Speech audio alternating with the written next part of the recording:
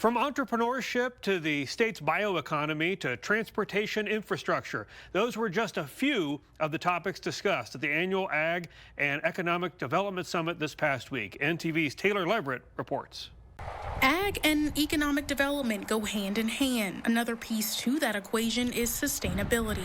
The vision of Nebraska agriculture, and we're the most sustainable. At the annual Ag and Economic Development Summit, the governor unveiled his 2 years in the making sustainability project. He says it's all about having the lowest carbon footprint with the goal of keeping Nebraska corn in Nebraska. Yeah, the vision is we grow Nebraska, grow our industries so that we do not export a kernel of corn or soybeans. Every bushel of corn and soybeans we export away, we give topsoil away, and we've got to stop it. We got to keep it all here and create the value for our families here.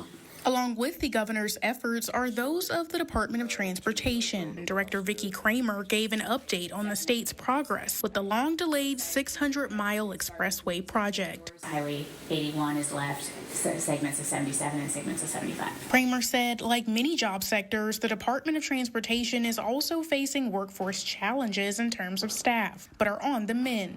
Working closely with the Department of Labor to really understand what the impacts to workforce look like, while also working with ACDC and AGC within the state to understand what our opportunities are. As the opportunity for harvest nears for producers, Governor Pillen says continued sustainability should be a priority for farmers. And remember, we have to defend our process. We have to engage with the public more. Governor Pillen says he's seeking assistance from USDA Secretary Tom Vilsack, asking for funds from the Livestock Indemnity Program. Governor Pillen says he's seeking assistance from USDA Secretary Tom Vilsack, asking for funds from the Livestock Indemnity Program.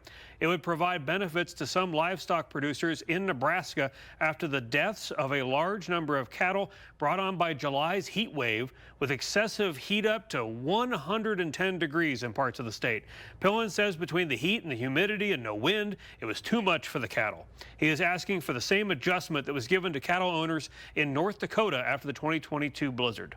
System right now as it is, it would only fund like $1,250.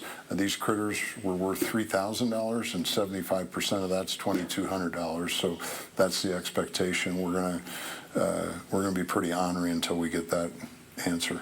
The governor says they don't know the exact number of cattle that were lost during the excessive heat, but they are close to finding out soon.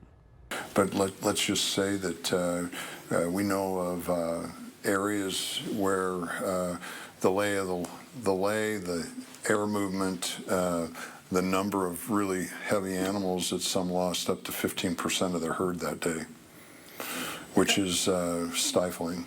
The governor went on to say that he wanted to make sure Secretary Vilsack knew that nothing had to be changed, saying that the USDA has the authority to make an exception with the LIP funding. NTV's Grow promises to bring you all the news and trends surrounding agriculture in Nebraska.